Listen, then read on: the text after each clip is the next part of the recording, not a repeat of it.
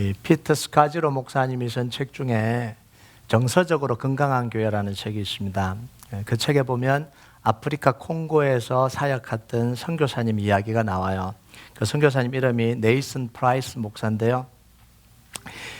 이 콩고 원주민 언어가 따로 있는데 그 콩고 원주민 언어는요, 억양에 따라서 말이 달라지는 경우가 있다고 그래요. 그래서 어떤 단어는 제대로 발음하면 인자하시고 사랑 많으신 이런 뜻이 되고요.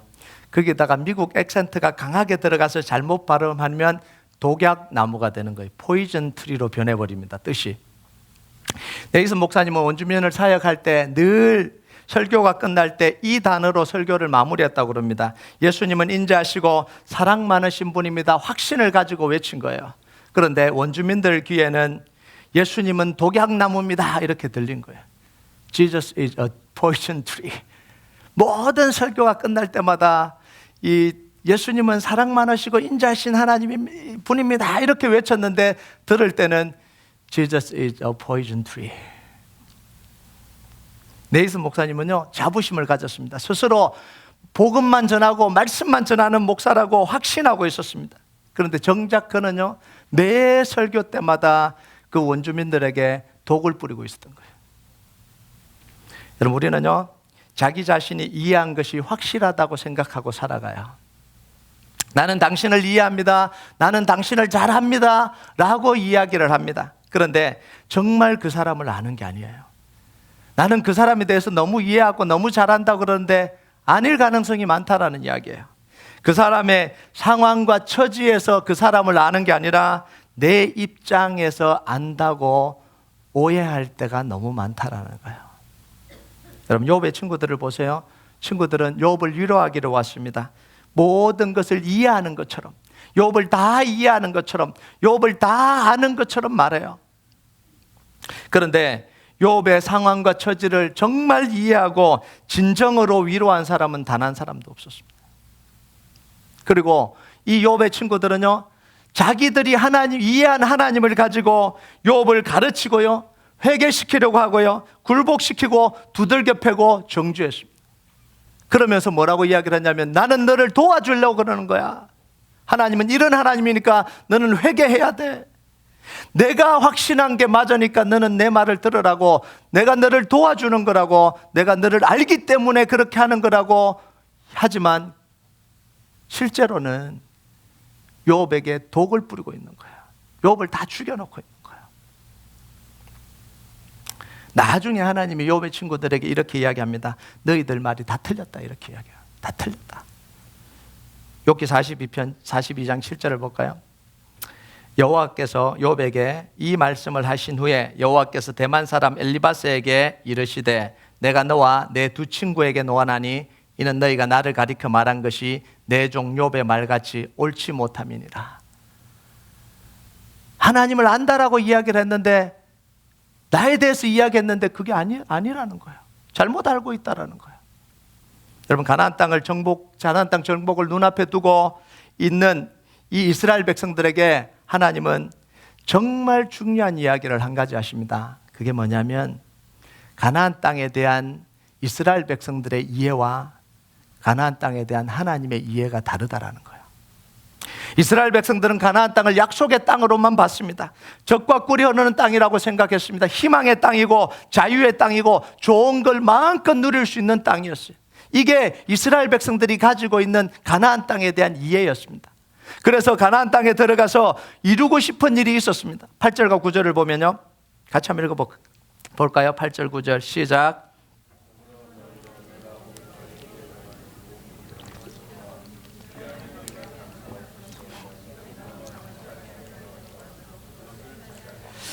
또 여호와께서 너희의 조상들에게 맹세하여 그들과 그들의 후손에게 주리라고 하신 땅, 곧 젖과 꿀이 흐르는 땅에서 너희의 날이 장구하리라. 이스라엘 백성들은 젖과 꿀이 흐르는 땅, 약속의 땅에 들어가서 강한 나라를 만들기를 원했습니다. 완전히 다 차지하기를 원했습니다. 그리고 오랫동안 그 땅에서 번영하기를 바랬습니다. 그런데요, 이스라엘 백성들이 가나안 땅에 대해서 가지고 있는 이 피상적인 이해를 가지고는요, 이들이 원하는 삶을 살 수가 없어요. 10절을 보면요, 하나님이 이스라엘 백성들에게 가르쳐주는 가나안 땅이 나옵니다.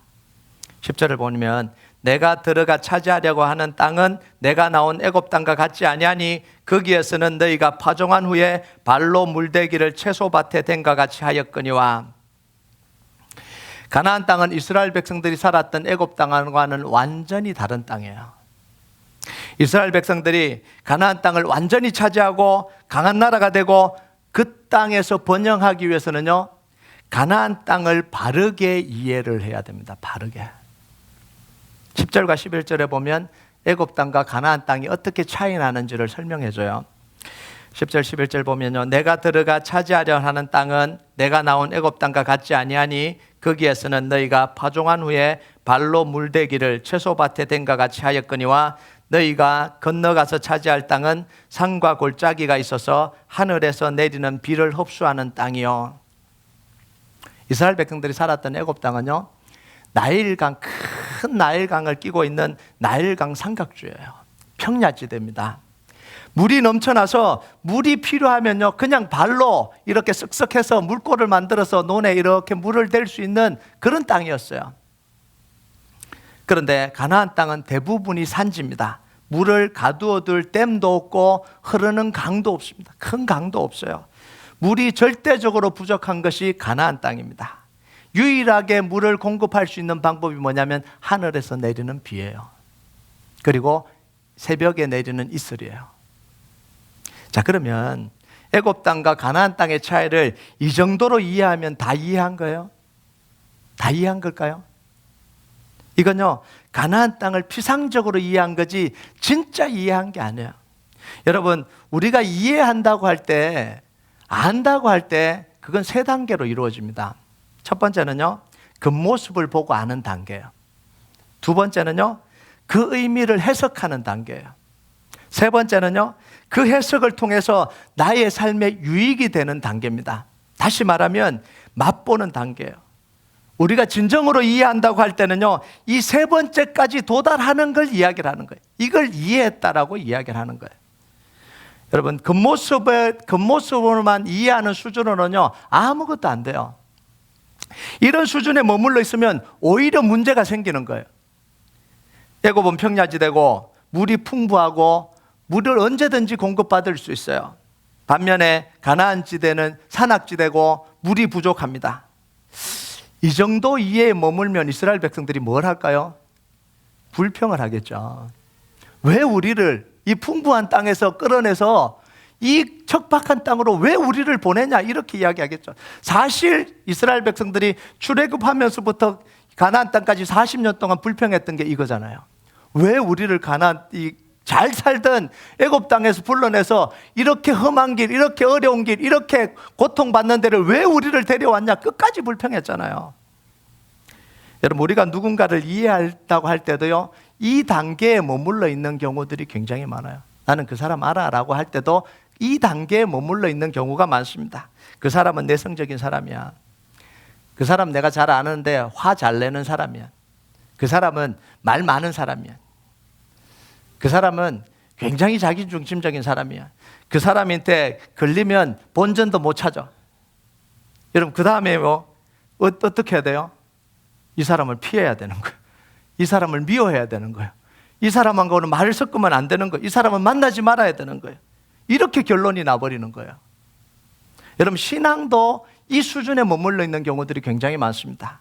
예수님 믿으면 희생해야 되고 섬겨야 되고 십자가 져야 되고 좁은 문으로 들어가야 되고 좁은 길로 걸어가야 되고 자기를 부인해야 되고, 아, 예수 믿는 거 피곤하고 힘들구나. 이게 결론이잖아요. 이런 피상적인 수준에 머물러 있어서는 안 된다는. 그런데 많은 사람들이 이 수준에서 머물러서 안다라고 이야기하고 이해한다라고 이야기를 하고 있는 거예요. 여러분, 하나님은 이스라엘 백성들을 의미를 해석하는 두 번째 단계로 이끌어가고 있어요. 여러분, 가나안 땅이 애굽 땅과 다르다라는 게 무슨 의미냐? 그게 12절에 나와요. 우리 12절 같이 한번 읽어볼까요? 12절 같이 읽겠습니다. 시작. 내 하나님 여호와께서 돌보아 주시는 땅이라. 연초부터 연말까지 내 하나님 여호와의 눈이 항상 그 위에 있느니라. 이게 해석이에요. 이게요. 가나안 땅은 산악지대고 물이 부족하니까 좋은 땅이 아니야, 이게 해석이 아니라 가나안 땅은 겉으로 볼 때는 물이 부족한 땅이에요. 그런데 그것의 진짜 의미가 뭐냐면 하나님 여호와께서 돌봐주시는 땅, 이게 가나안 땅이에요. 그것도 연초부터 연말까지 하나님의 눈이 항상 그곳에 머물러 있는 땅, 하나님이 복 주시는 땅이에요. 여러분, 물이 풍부한 곳에서 하나님이 돌봐주시지 않는 삶을 살기를 원하십니까? 아니면 물이 부족한 곳에서 하나님이 돌봐주시는 삶을 살기를 원하십니까? 이게 우리에게 던져야 될 질문이에요. 여러분, 크고 풍족해 보인다고 다 좋은 게 아닙니다. 물이 넘친다고 다 좋은 게 아니에요. 땅이 비옥하다고 다 좋은 게 아닙니다. 창세기 13장에 보면 아브라함과 조카 롯이 헤어지는 장면이 나와요. 재산이 너무 많아져서 둘이 같이 거할 수가 없는 거예요. 그래서 헤어집니다.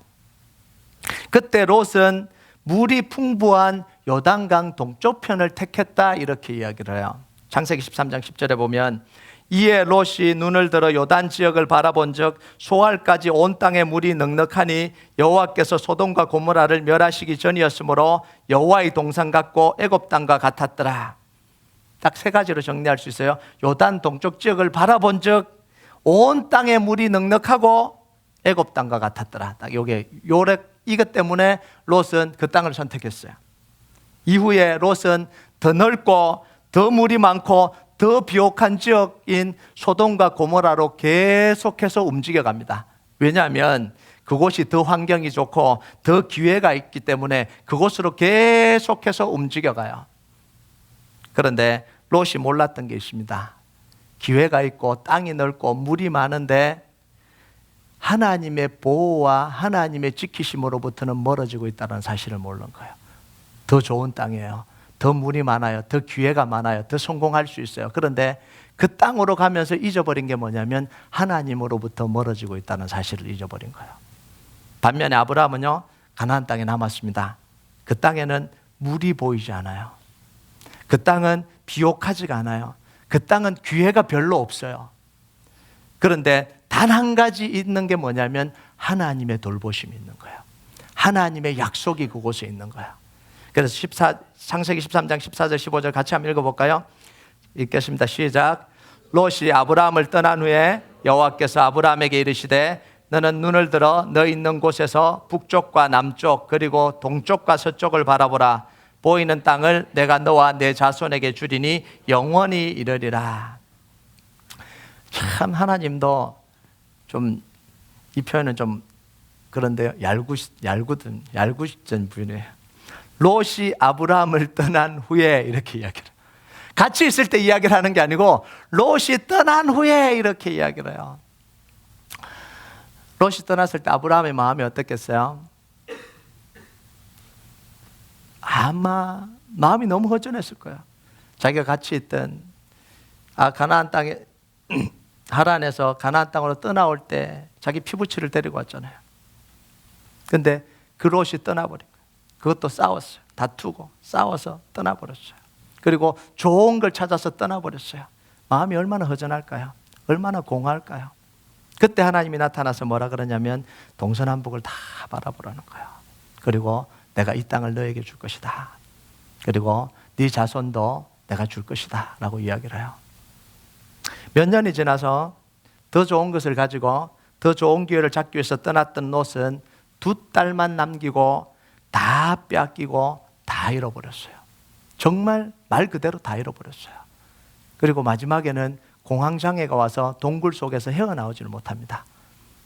그렇게 막 사방을 돌아다니고 싶었던 이 롯이요, 공황장애가 걸려서 그 동굴 속에 사람들이 무서워서 빠져나오지를 못하는 그 인생으로 마무리가 되어버려요. 여러분, 우리는요, 인생의 결론을 보는 눈이 좀 있어야 돼요. 이렇게 가면 어디에서 결론이 날 건가를 좀 볼 수 있어야 돼요. 이게 신앙의 눈이에요. 그래서 우리가 뭔가를 선택할 때 이 선택의 결론이 뭐냐, 이걸 보는 눈이 좀 있어야 돼요. 아브라함은요, 모든 걸 다 얻습니다. 아들 이삭까지 얻잖아요. 이게 하나님의 돌보심이고 보호하심이에요. 그럼 뭘 선택하겠냐는 거예요. 우리 인생에서. 이걸 아는 것만으로는 충분하지 않습니다. 마지막 단계로 가야 돼요. 이건 누구나 다 알고 있는 사실이잖아요. 마지막 단계가 뭐예요? 나의 삶에 적용해서 그 유익한 것을 우리가 맛을 봐야 되는 거예요. 그걸 체험해야 되는 거예요. 14절과 15절을 보면 이렇게 이야기합니다. 같이 한번 읽어봅시다. 시작. 여호와께서 너희의 땅에 이른 비 늦은 비를 적당한 때 내리시려니 너희가 곡식과 포도주와 기름을 얻을 것이요 또 가축을 위하여 들에 풀이 나게 하시리니 내가 먹고 배부를 것이라. 물이 부족한 가나안 땅에서 하나님의 돌보심은 어떤 모습으로 나타나냐면 이른 비와 늦은 비로 나타났습니다. 이른 비와 늦은 비의 축복을 좀 이해를 하려면 이스라엘의 땅의 기후를 좀 알아야 되는데요. 이스라엘 기후는 건기와 우기로 나눠집니다. 건기는 4월에서 9월까지가 건기예요. 정말 비가 안 와요. 4월에서 9월까지. 그리고 우기는 10월에서 3월까지가 우기입니다. 이른 비는 10월에 내리는 비입니다. 가을비라고도 이야기를 해요. 건기를 끝내고 우기가 시작됨을 알리는 비가 바로 이 이른 비입니다. 그래서 이른 비가 내리면 이 굳어있던 땅을 촉촉히 적셔져서 땅을 다시 밭갈이를 하고 씨를 뿌릴 수 있는 그걸 할 수 있게 하는 게 바로 이 이른 비예요. 늦은 비는 3월에 내리는 비입니다. 봄비라고도 하고요. 곡식을 성장시키고 곡식의 알맹이를 연결게 하는 거예요. 여러분 곡식이 익으려면 마지막에 비가 내리는 거예요. 그러면서 곡식의 알맹이가 마지막 연결게 됩니다. 이걸 하는 게 바로 늦은 비예요. 이 비 양이 엄청나게 많아서 큰 비라고도 이야기를 합니다. 그래서 여름이 시작되기 전에 건기가 찾아오기 전에 이 늦은 비가 엄청 많이 내려서 이 땅을 싹 적셔요. 그러면서 풀과 채소가 다 자라나게 만들어서 그 땅을 다 초록으로 바꿔놓습니다. 이게 늦은 비예요.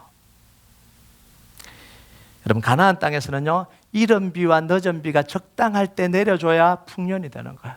이른 비와 늦은 비가 내리지 않으면 그 흉년이 드는 거예요. 여러분 그래서 이른 비와 늦은 비는요 하나님이 이스라엘 백성들을 돌보신다라는 표시예요.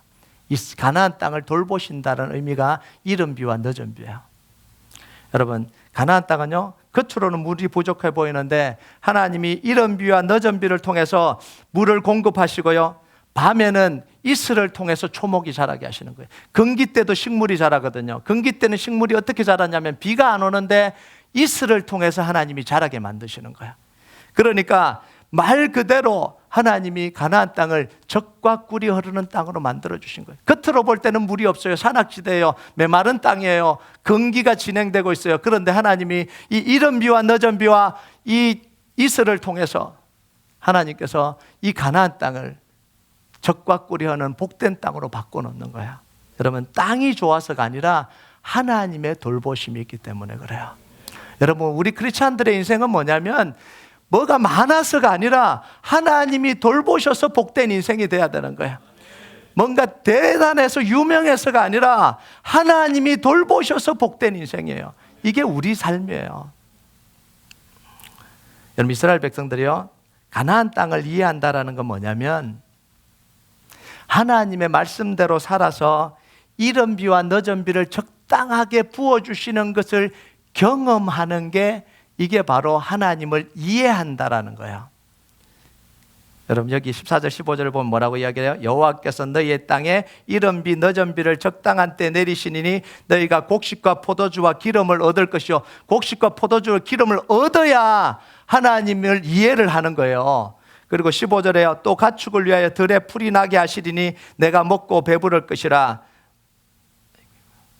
먹고 배불러야 그죠? 먹어봐야 비로소 하나님을 제대로 이해하고 있는 거예요.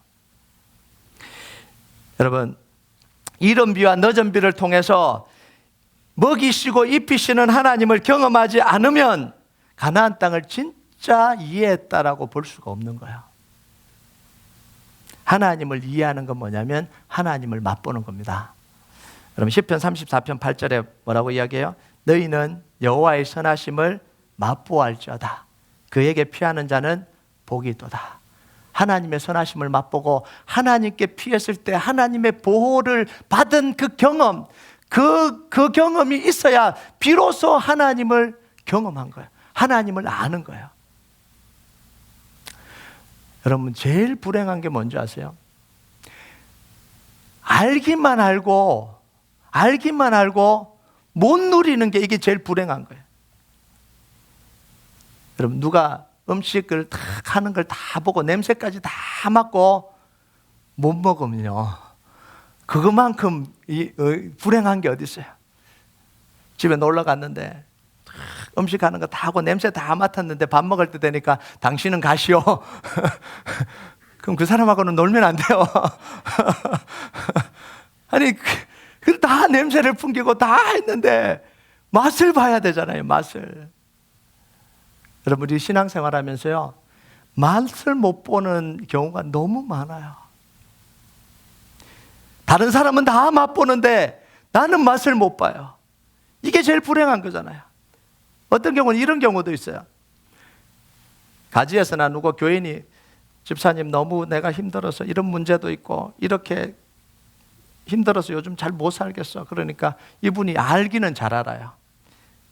금요회복 집회 나와 기도해. 이 말씀 읽고 이렇게 하면 하나님이 함께 하실 거야. 자기는 그 경험 해본 적이 한 번도 없어요. 근데 이제 그 아니까 그렇게 했는데 이분이 진짜 경험한 거예요. 이분이 진짜 문제가 해결되고 진짜 하나님을 만나고 진짜 은혜를 체험하면 가르쳐준 자기는 뭐예요? 이게 지금 오늘날의 믿음의 사람들의 현실이에요. 맛을 못 보고 있으니까. 그럼 저는 요즘 금요회복 집회 때요, 주일날 하지 않는 놀라운 이야기들을 많이 합니다. 주일날 하는 메시지가 따로 있고요, 금요회복 집회 때 하는 메시지가 따로 있어요. 차별하는 건 아닙니다.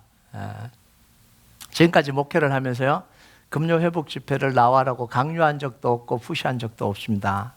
왜냐하면 정말 나오고 싶어도 피치 못해서 못 나오는 분들이 또 계세요. 제가 또 알고 있고요. 그리고 또 하나는 저는 은혜는 자기가 받는 거라고 생각합니다. 자기가 나와서 받는 거지 누가 푸시해서 나와서 은혜 받는 게 아니라, 물론 그렇게 해서 뭐 은혜 받는 분들도 계시는데 자기가 은혜가 사모하면 자기가 나와서 받는 거라고 생각합니다. 그래서요, 은혜를 받으러 나온 사람에게는 더 나은 것을 줘야 된다는 게 제가 목회 철학이에요. 제 목회 철학이에요. 그래서 주일날 하지 않는 걸 금요일날 합니다. 차별이 아니에요. 더 은혜를 받고자 나오는 사람에게 더 나은 걸 줘야 되는 게 그게 맞는 거잖아요. 그게 공평한 거잖아요. 아무도 아멘 안 하시네. 아멘 안 해도 금요일 할 거 주일날 안 합니다. 앞으로도 그럴 거예요. 여러분, 요즘 금요회복 집회요, 주일날 누릴 수 없는 또 다른 은혜가 임합니다. 주일날은 은혜 없고 금요일날 은혜 임한다, 이런 이야기가 아니에요. 또 다른 은혜가 금요회복 집회 속에 임하고 있는 거예요. 요즘 금요회복 집회는요, 은혜가 눈에 보여요. 은혜가 이렇게 떠다니는 게 이렇게 눈에 보입니다. 이 하나님께서 올해 말 내년에 이루어 가실 하나님의 놀라운 역사 속에, 금요회복 집회 속에 지금 발전기를 돌리고 계신 거예요. 지금 뜨겁게 지금 돌리고 계신데 그게 눈에 보이기 시작했어요. 그 은혜를 맛보려면 나오세요. 강요를 안 합니다. 푸시도 안 합니다. 그런데 이제 설명을 해줘야 되니까. 우리가 선자리가 어디냐 좀 확인을 해야 돼요. 우리가 지금 선자리가 어디냐, 우리가 선자리를 지금 이해를 하고 계시냐, 그리고 우리가 선자리에서 하나님의 돌보심과 은혜를 누리고 있냐라는 거예요. 그럼 여러분의 선자리가 어딘지 아십니까? 여러분의 선자리를 바르게 해석하고 계십니까? 그리고 여러분의 선자리에서 하나님의 돌보심을 누리고 계십니까? 그럼 우리 교회가 지금 선자리가 어딘지 아세요? 우리 교회가 지금 어느 방향으로 가고 있는지 지금 이해를 하고 계십니까? 그 속에서 지금 쏟아지는 은혜를 여러분은 누리고 계시냐라는 거예요. 여러분의 서 있는 가정의 자리, 직장의 자리, 사업의 자리가 어딘지 아시냐는 거예요. 그걸 하나님의 관점으로 해석을 해보셨냐라는 거예요. 왜 나를 그 직장에 보내고 왜 나를 그 사업을 하게 하고 해석을 하셨냐는 거예요. 그리고 마지막이 중요하잖아요. 그 은혜를 그 현장에서 누리고 계시냐는 거예요. 우리가 선 자리는요, 죄에서 허덕이던 애굽 땅이 아니라 십자가 은혜로 구원받은 가나안 땅이에요. 믿으세요? 욕심과 욕망의 노예로 살아가던 애굽 땅이 아니라 하나님이 주신 새로운 비전을 가슴에 품고 하나님을 위해서 열망을 가지고 살아가는 가나안 땅이에요. 내가 주인 돼서 세상 방식으로 내 마음대로 살던 애굽 땅이 아니라 주는 대로 받고 주는 대로 먹고 그냥 누리고 욕심대로 살아가는 노예로 살아가는 그 애굽 땅이 아니라 하나님이 주인 되어서 하나님이 말씀하신 대로 살아가는 가나안 땅입니다. 이게 선자리예요. 그럼 우리는 가나안 땅의 방식으로 살아야 되잖아요. 가나안 땅의 방식으로. 13절을 볼까요? 이게 가나안 땅의 방식이에요. 같이 읽겠습니다. 시작. 내가 오늘 너희에게 명하는 내 명령을 너희가 만일 청종하고 너희 하나님 여호와를 사랑하여 마음을 다하고 뜻을 다하여 섬기면, 너희에게 명령하는 내 명령을 너희가 청종하고 여호와 하나님을 사랑해서 마음을 다해서 섬기는 게 이게 가나안 땅의 방식이에요. 여러분, 우리는 철저하게 하나님 방식대로 살아야 돼요. 그래야 하나님의 역사를 경험합니다. 애굽의 방식을 가지고는요, 가나안 땅에서 하나님을 경험할 수 없어요. 가나안 땅에는 하나님의 방식으로 해야 됩니다. 세상 방식으로 하다가 안 되면 하나님 방식으로 하는 이걸로는 안 돼요. 세상 방식으로 다 해보고 안 돼서 하나님께로 돌아오는 것도 은혜가 있습니다. 은혜 없는 거 아니에요. 은혜 있습니다. 그때라도 오는 게 은혜가 있어요. 그런데 처음부터 말씀의 기초를 쌓아야 돼요. 처음부터 하나님 방식으로 가야 됩니다. 여러분, 집을 짓는데 처음에는 제멋대로 지었다가 그 뒤부터 전문가한테 맡기면 그 집 어떻게 돼요? 말 하나 많아져. 기초는 자기가 다 닦고 그 다음부터 전문가한테 맡기면 그 집 올라가면 올라갈수록 재앙이에요. 올라가면 올라갈수록 재앙이잖아요. 내가 이해하고 있는 하나님이 아니라 성경에서 말하고 있는 하나님을 믿어야 돼요. 오늘날요, 그리스도인들이 자기가 이해한 하나님이 너무 많아요. 성경에는 나오지도 않는 자기가 이해한 하나님이 너무 많아요. 내가 생각한 크리스찬의 삶이 아니라 성경에서 이야기하는 그리스도인의 삶을 살아야 되는 거예요. 내가 생각할 때는 그리스도인이 이렇게 돼야 돼. 이게 너무 많아요. 만나서 이야기해 보면 제가 깜짝깜짝 놀랍니다. 그게 성경에 어디 있어요? 없는데 그게 하나님의 뜻인 줄 알고 붙들고 살아요. 하나님은 그렇게 말씀하지 않는데 자기가 생각할 때 이게 그리스도인의 삶이래요. 아무리 말해도 안 들어요. 답답해요. 여러분, 운동은요, 다 알지만 자세가 중요해요. 농구도 그렇고요, 축구도 그렇고요, 볼링도 그렇고요, 이 골프도 그렇고요. 다 자세가 중요하잖아요. 처음에 시작할 때 전문가가 가르쳐준 자세를 배워야 돼요. 그러면 시간이 지날수록 실력이 늘어납니다. 구력이라 그러죠. 구력이 있어지면서 깊어져요. 실력이 늘어나요. 운동하는 게 재밌어요. 더 재밌습니다. 하면 할수록 재밌어요. 그런데요, 자기 방식대로 이 자세를 배우고 자기 방식대로 하면요, 어느 정도까지는 하는데 더 이상 발전이 없어요.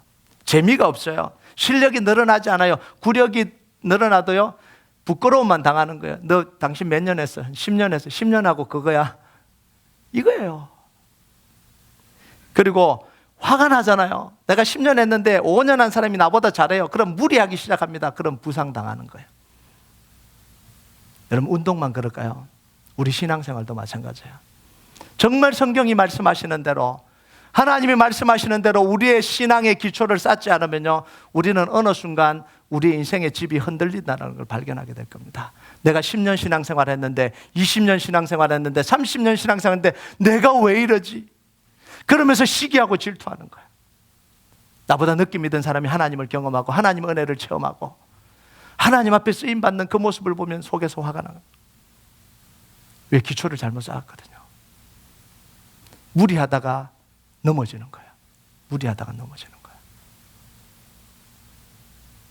여러분, 우리가 선 자리에서 하나님을 바르게 섬기기 위해서는요, 세 가지가 필요해요. 첫 번째는 하나님에 대한 바른 지식이 필요합니다. 바른 지식이. 성경을 바르게 읽고 바르게 배워야 돼요. 건강한 목회자에게 인도를 잘 받아야 돼요. 인터넷이나 유튜브에 나오는 성경 이야기를 무분별하게 받아들이지 마세요. 그게 독쳐진 게 너무 많아요. 다 죽여요. 잘 모르게 살짝 발라놓은 것도 많아요. 그대로 받아들이지 마세요. 두 번째는요, 성령의 조명과 인도하심이 필요해요. 내 노력만 가지고 안 돼요. 성령님께서 깨닫게 해주시고, 성령님이 인도해 주시고, 성령님이 우리의 마음을 가득 채우시는 성령의 충만함이 필요한 거예요. 그래서 기도해야 되는 거예요. 마지막 세 번째가 중요해요. 하나님을 사랑하는 게 필요합니다. 이게 사실은 결론이에요. 13절에 뭐라고 이야기하냐면, 너희 하나님 여호와를 사랑하여 마음을 다하고 뜻을 다하여 섬기면, 우리의 신앙의 마지막 정점이 어디냐면 하나님을 사랑하는 거예요. 그래서 신명기의 핵심이 뭐예요? 너는 마음을 다하고 뜻을 다하고 힘을 다하여 내 하나님 여호와를 사랑하라. 이게 핵심이에요. 하나님을 사랑하면 전심으로 하나님을 예배하고 싶어져요. 하나님을 사랑하는 사람이 예배하기 싫은 사람은 없어요. 예배가 하고 싶어요. 예배가 갈급해요. 참된 예배를 찾고 싶어요. 참된 예배를 드리고 싶어요. 이게 하나님을 사랑하는 사람들이 나타나는 현상이에요. 하나님을 사랑하면 말씀을 읽고 싶어요. 말씀을 알고 싶어요. 말씀대로 살고 싶어요. 이게 하나님을 사랑하는 사람에게 나타나는 현상이에요. 하나님을 사랑하면요, 하나님과 대화하고 싶어져요. 기도하고 싶어집니다. 하나님이 내 인생에 대해서 어떤 계획을 가지고 계시는지 알고 싶어져요. 묻고 싶어집니다. 하나님, 내가 어디로 가야 되는지 알고 싶어져요. 그래서 기도하는 거예요. 이 세 가지가 우리 인생에, 이 세 가지 안에 우리 인생의 모든 해결책이 다 들어있어요. 다른 곳에 있지 않아요, 해결책이요. 예배하고 말씀 보고 기도하면서요. 이걸 한국교회가 좀 이상하게 지금 꼬아놔갖고 좀 문제가 되긴 했는데요. 정말 하나님을 사랑해서 예배하고 말씀을 읽고 기도하면요, 그 속에 하나님 우리에게 주시는 모든 해결책이 다 들어가 있어요. 시편 91편 14절 15절 한번 볼까요? 하나님이 이르시되 그가 나를 사랑한 적 내가 그를 건지리라. 그가 내 이름을 안 적 내가 그를 높이리라. 그가 내게 간구하리니 내가 그에게 응답하리라. 그들이 환난 당할 때에 내가 그와 함께하여 그를 건지고 영화롭게 하리라. 여러분, 이것 외에 우리에게 필요한 게 뭐가 있어요? 우리가 하나님을 사랑할 때 하나님 우리를 건져주시는 것 외에, 내가 하나님의 이름을 알 때 하나님이 우리를 높여주시는 것 외에, 우리가 하나님 앞에 간구할 때 하나님이 우리에게 응답해 주시고 환난 당할 때에 우리를 건져주시고 영화롭게 해주시는 것 외에 우리에게 더 필요한 게 뭐가 있어요? 여러분, 이스라엘 백성들이 왜 가나안 땅에 가서 우상 숭배했는지 아십니까? 마지막에 16절 17절 보면 우상 숭배를 조심하라 이렇게 나오잖아요. 하나님을 경험하지 못했기 때문에 그래요. 우상 숭배는요, 다른 거 아니에요. 하나님을 경험하지 못한 사람이 하는 게 우상 숭배예요. 왜 우리가 세상에 빠져요? 하나님의 능력을 경험하지 못하니까 세상에 빠지는 거예요. 왜 우리가 인생의 주인이 되고 세상 방식대로 따라가려고 하냐면, 기도하면서 말씀 보면서 하나님의 도우심을 못 경험하니까 세상 방식으로 가는 거예요. 여러분, 가나안 땅에 이스라엘 백성들이 들어와서 하나님의 말씀대로 살아서 이런 비와 너전 비와 이슬을 통해서 풍족하게 채워주시는 하나님이 경험 안 되니까 농경의 신 바알에게 가고요, 아세라의 신에게 가서 어떻게든 좀 농사가 잘 되게 하려고 그렇게 간 거잖아요. 왜 우리가 세상으로 가죠? 왜 세상 유익을 쫓아가죠? 하나님으로부터 공급되는 게 없으니까요. 하나님 우리 인생 지켜주지 않고, 하나님 우리 사업 지켜주지 않고, 우리 가정 지켜주지 않고, 우리 인생에 하나님의 인도를 못 받으니까, 하나님을 섬기는 기쁨이 없으니까 세상 기쁨을 향해 뛰쳐나가는 거잖아요. 여러분, 올해 우리 교회 표어가 뭐냐면 일어나라 하나님의 사람아요. 하나님을 경험한 사람만이 일어날 수 있어요. 아무나 안 일어나요. 하나님을 경험해야 일어나잖아요. 하나님의 능력을 덧입어야 일어날 수 있잖아요. 하나님의 사랑하는 사람만이 일어날 수 있어요. 여러분, 올해가 다 가기 전에요. 올해가 다 가기 전에 여러분, 우리 교회에 부으시는, 그냥 흘려보내지 마시고요. 마치 하나님께서 이 마지막 이른 비를 주시고 늦은 비를 주시듯이 올해부터 시작된 하나님의 역사, 이른 비를 이미 우리가 경험했잖아요. 이 마지막 올해가 가기 전에 늦은 비를 통해서 부어주시는 하나님의 놀라운 은혜, 놀라운 축복이 여러분에게 임하길 주님의 이름으로 축복합니다. 여러분, 사모하세요. 하나님 분명히 부으실 거예요. 분명히 부으시는 거예요. 그래서 여러분, 올해가 다 가기 전에 여러분 하나님의 사람으로 다시 일어나시고요. 여러분의 가정의 회복을 위해서 기도하시고요. 자녀들을 위해서 기도하시고요. 여러분 남편을 위해서 기도하시고요. 힘을 내서 마지막 하나님 부으시는 이 늦은 비의 은혜가 우리에게 부어달라고요. 여러분 가정 속에 부어달라고 여러분 기도하시고 소망하시고 그렇게 결단하시길 주님의 이름으로 축복합니다. 우리 같이 찬양하도록 하겠습니다. 이 찬양 하나님 앞에 올려드립시다. 날마다 숨쉬는 순간마다 내 앞에 어려운 일 보내 주님 앞에 이 몸을 맡길 때 슬픔 없네, 두려움 없네. 우리가 살아가는 땅은 하나님, 여호와 하나님이 돌보시는 땅이에요. 돌보시는 자리예요. 우리가 서 있는 자리는 하나님이 돌보시는 자리예요. 아침부터 저녁까지, 연초부터 연말까지 하나님의 눈은 우리를 떠나지 않습니다. 우리가 어려움 당할 때, 슬픔에 있을 때 주님은 우리에게 일어나기로 말씀하시고 우리의 손을 일으켜 주시는 분입니다. 이 찬양 우리가 하나님 앞에 올려드립시다. 날마다 숨쉬는 순간마다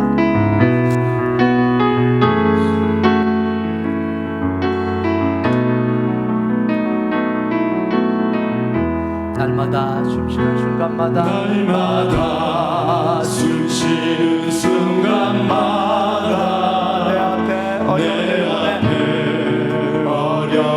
일 보내 주님 앞에 이 몸을 맡길 때 슬픔 없네, 두려움 없네. 주님의 그 자비로운 손길, 주님의 그 자비로운 손길 항상 좋은 것 주시도다. 사랑스레 아픔과 기쁨을 수고와 평화와 안식을 날마다 주님 내 곁에 계셔. 날마다 주님 내 곁에 계셔 자비로 날 감싸 주님 앞에 우리의 몸을 맡깁니다. 주님 앞에 이 몸을 맡길 때 힘 주시네, 위로함 주네. 어린 나를 품에 안으시사 어린 나를 품에 안으시사 항상 평안함 주시도다. 내가 살아 숨을 쉬는 동안 살피신다 약속하시네. 인생의 어려운 순간마다 주의 약속 생각해보네. 내 맘속에 믿음 잃지 않고 말씀 속에 위로를 얻네. 주님의 도르심 바라보며 모든 어려움 이기도다.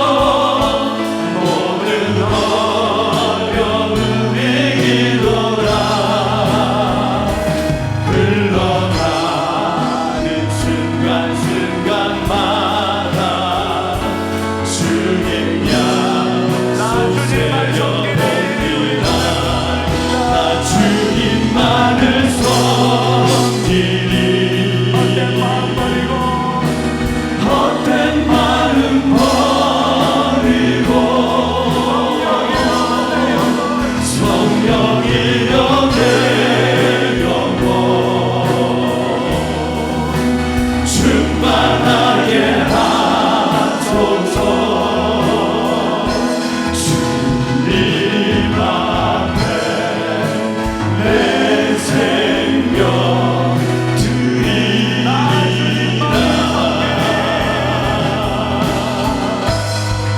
나 주님 많은 섬기니 헛된 마음 버리고 성령이여 내 영혼 충만한